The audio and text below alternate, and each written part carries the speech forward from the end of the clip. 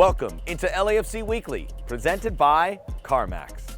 Hi everybody, it's Max Bretos, and he is the last remaining original member from LAFC Season 1 in 2018. Since then, Carlos Vela has rewritten the LAFC and league record books. He has lifted multiple trophies, including the 2022 MLS Cup, and he has become one of the greatest players to ever play in Major League Soccer. Let's get to know Carlitos Vela, one-on-one, presented by Flex.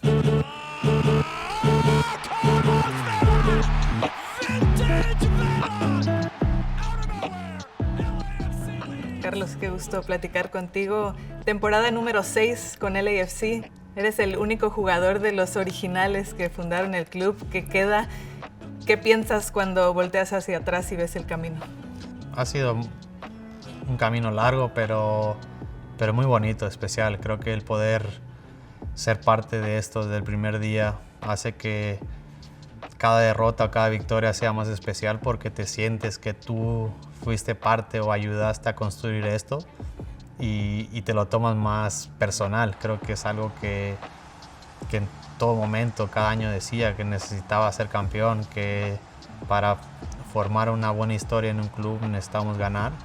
Y por fin se nos pudo dar, y ahora ya como que con esa tranquilidad puedes afrontar una nueva temporada y obviamente buscando más títulos.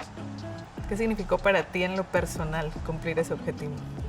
No, tranquilidad. Yo creo que cuando ganas es un por fin lo logré, por fin me quito un gran peso de encima y pues más liberado. Yo creo que esa sería la palabra, el poder ya jugar con un título en el escudo. Creo que hace que uno juegue más relajado y que pueda disfrutar aún más. Siempre he dicho que he disfrutado mucho cada temporada en Los Ángeles, pero esta va a ser más especial porque ya una vez ganado creo que todo va a ser más fácil, todo se va a ver de otra manera y esperemos que sea la primera estrella de muchas que pueda tener este club.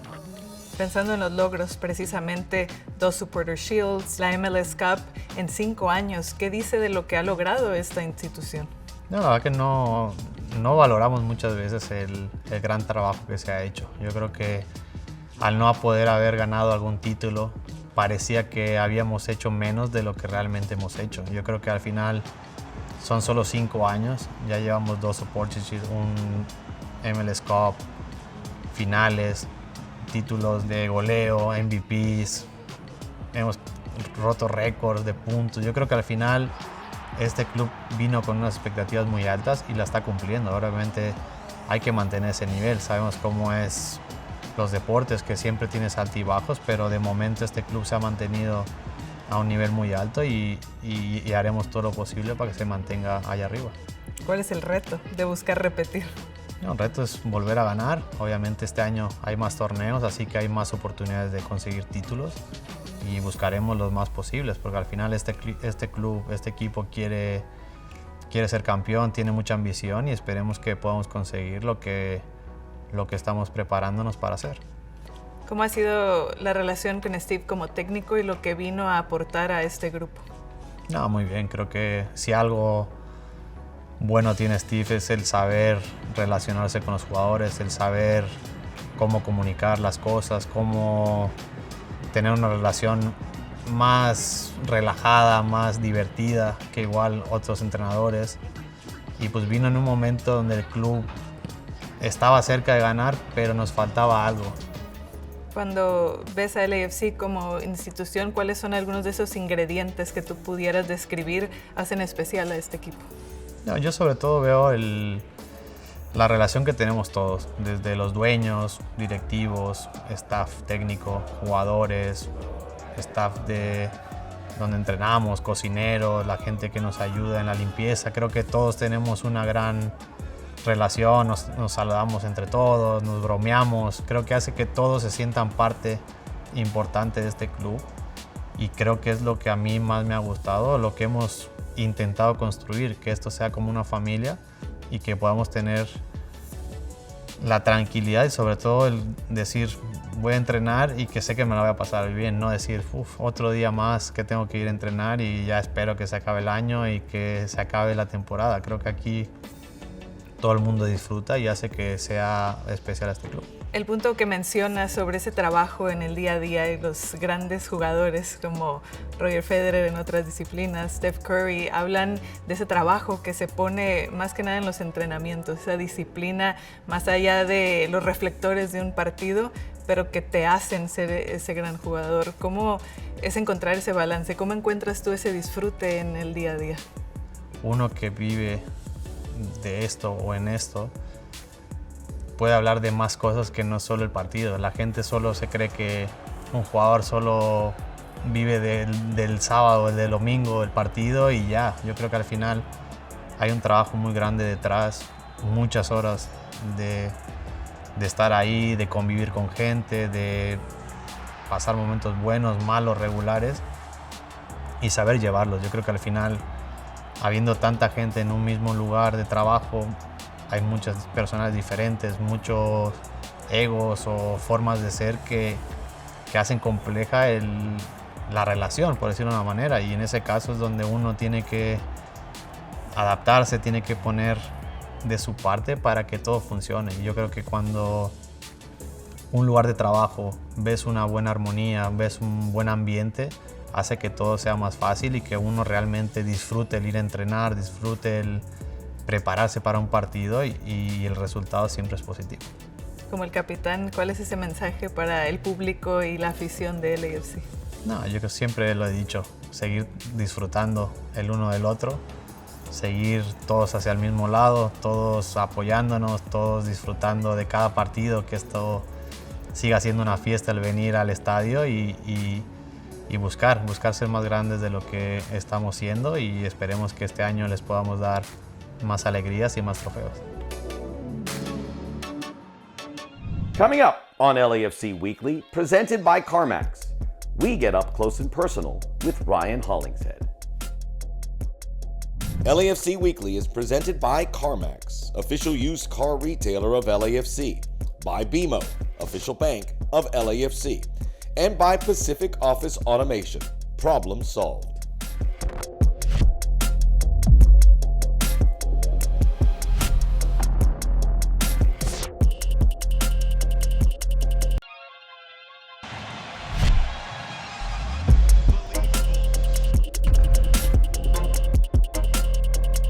Welcome back into LAFC Weekly, presented by CarMax. The Golden Boot, it's given to the top scorer in Major League Soccer at season's end.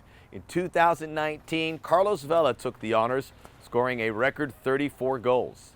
A year later in 2020, a season interrupted by COVID, another LAFC player overcame those challenges and expectations to make it back-to-back boots for players who wear the black and gold. Oh, Diego Rossi. He scored the first goal in the history of LAFC, and in 2020, he scored more goals than anyone else. Time now to look back at this classic club moment presented by Remitly. The leading goal scorer of the 2020 MLS season. His name is Diego Rossi.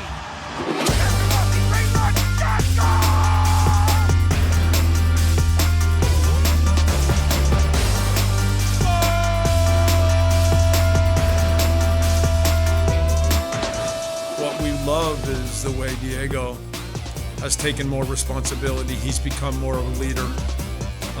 You could see it in Orlando, and it continues. I think he's getting better and better. Rossi, che quita uno, Terrazzo, avanti, tiro, gol!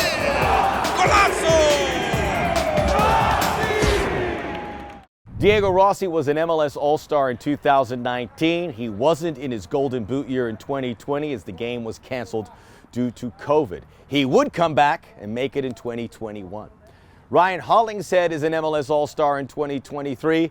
The Northern California native who went to school at UCLA had spent his entire MLS career at FC Dallas, over 200 appearances. Then he got the call. He was being traded to LAFC, where he would win an MLS Cup. Ryan Hollingshead is this week's player profile, presented by Rockstar Energy Drink. Hi, this is Ryan Hollingshead, defender with LAFC from Sacramento, California.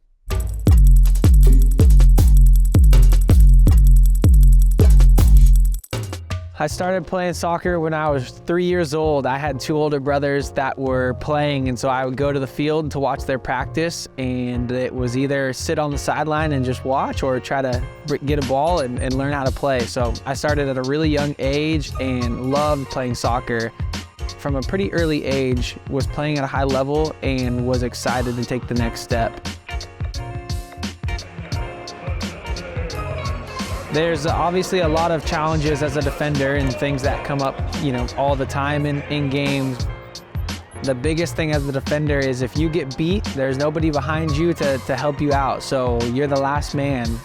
There's some pressure on that, but there's also some excitement with that. So every tackle, every challenge, every duel is that much more important because if you get beat, there's nobody else to help you out.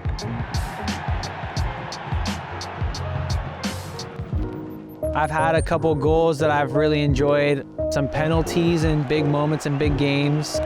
Scoring a penalty for LAFC last year to win the MLS Cup was one of my favorites, something I'll always remember. Scoring a volley, my first goal for LAFC here in front of the 3252 is a goal that I'll always remember. Little things, how can I focus on big things, is the idea of never wanting to stop improving. No matter your age, no matter what level you're at, professional, non-professional, always looking at your game and thinking, what can I do better? How can I get better? How can I tweak? And so I just had this mentality my whole career, not being afraid to try things in practice, not being afraid to put things on the training field. There's always room for improvement, and how do you get better? How do you become that next level player? Goal always after coming off a big season like we just had, winning multiple trophies and winning the MLS Cup, is to not get complacent. Don't be okay with what we've accomplished so far. It's never just one championship, it's multiple. And so we want to put ourselves and put LAFC on the map of a legacy club, a legacy franchise. And to do that, you got to win multiple championships. And so that's the goal. You got a lot of cups, a lot of trophies to fight for this year, and we're going 100% for all of them.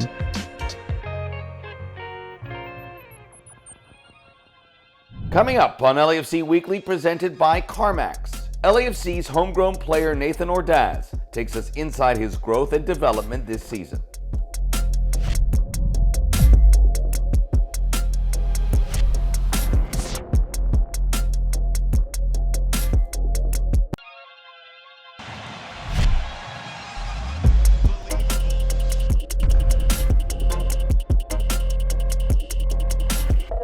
Welcome back to LAFC Weekly, presented by CarMax.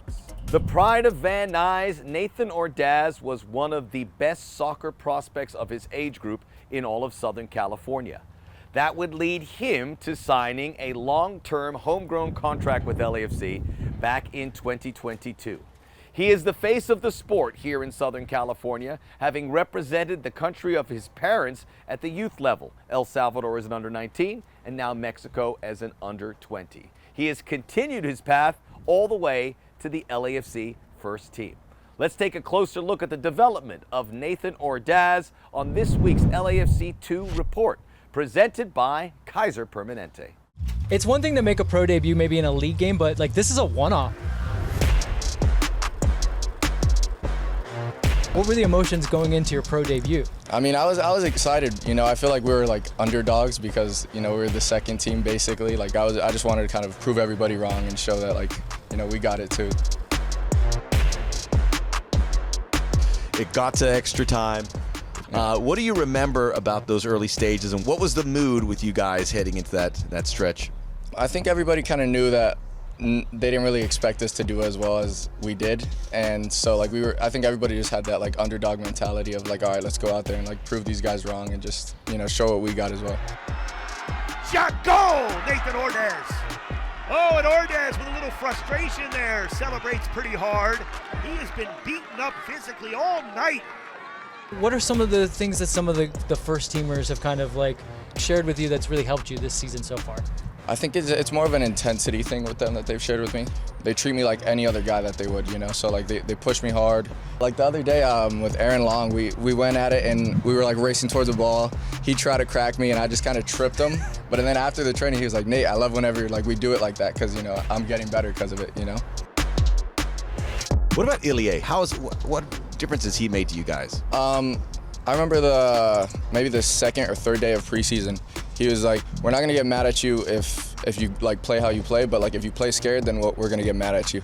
And I was like, okay, like I get it. You know, you have to play confident. You remember that, huh? Yeah. I think that was the biggest thing he's told me, and it really like stuck with me. And we're going to have a final substitution for Steve Torundo and LAFC as Denny Boanga's night is going to come to an end. And Nathan Ordaz will officially make his MLS debut on the evening of May 17th against Sporting Kansas City. I don't think we can undersell it that you breaking into this team it's regardless of depth. It's a big deal because LAFC spends money on attackers. How did going through the levels prepare you? I think I've struggled at every level, and I think I've like done well at every level so far. It's kind of just persevering through each level. You know, it's not like looking past the level so far, and that's what I had to do in the academy to, you know, get looked at to get a contract with the first team. And I think I had to like work really hard in order to get looked at. The fact that they signed me with everybody that they already had, you know, it just shows like they respect what I can do as well. Coming up on LAFC Weekly, presented by CarMax. LAFC continues to be a force for good in the community as they recently welcomed the LA Power soccer team to training. LAFC Weekly is presented by CarMax, official used car retailer of LAFC, by BMO, official bank of LAFC, and by Pacific Office Automation. Problem solved.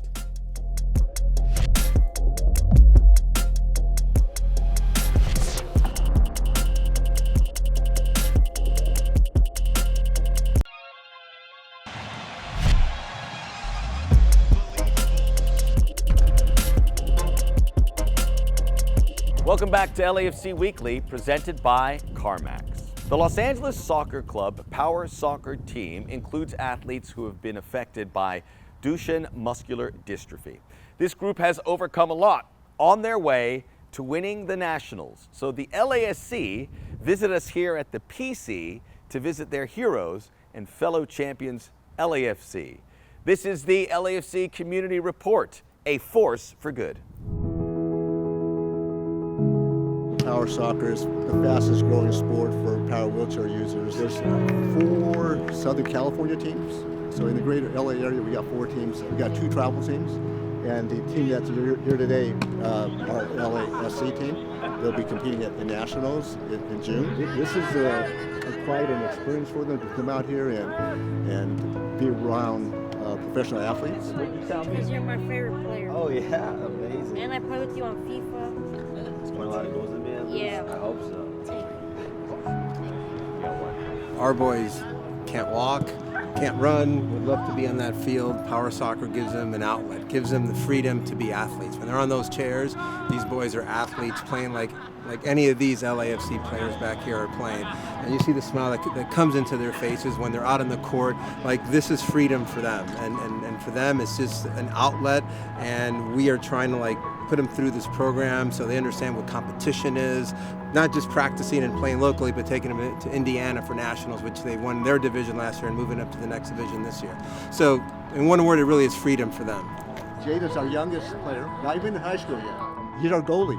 He's like a wall. Yeah, I was like unstoppable at goalie. And I scored a winning goal of the first game we played. I got hit in the foot. What's up, bud? This is our goalie, by the way. Yeah? Okay. You're the goalkeeper, huh? You're a wall? You're a brick wall? Yeah. Love that, dude.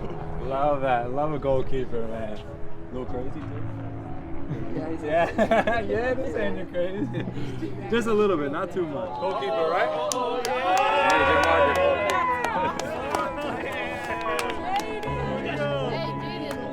There's one. They call him Gio, goalie only. Gio? Gio? 2 Gio. See, You keep this one, you can sell that one if you want.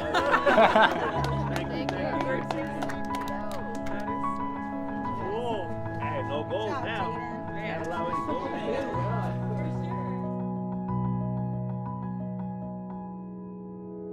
I want to ask you something. You want to be tomorrow in the game against Galaxy with us? Oh, yeah. Good. Yeah. There you go. All of you for the game. We want to be you there, and thank you so much. Yeah, thank you, Eddie. Thank you. Look forward to seeing you guys tomorrow, all right? Here we go. Tomorrow. We're going to cost you go first tomorrow. See you. That's all the time we have for this week's LAFC Weekly presented by CarMax. Be sure to join us next week. Until then, this is Max Preto saying so long.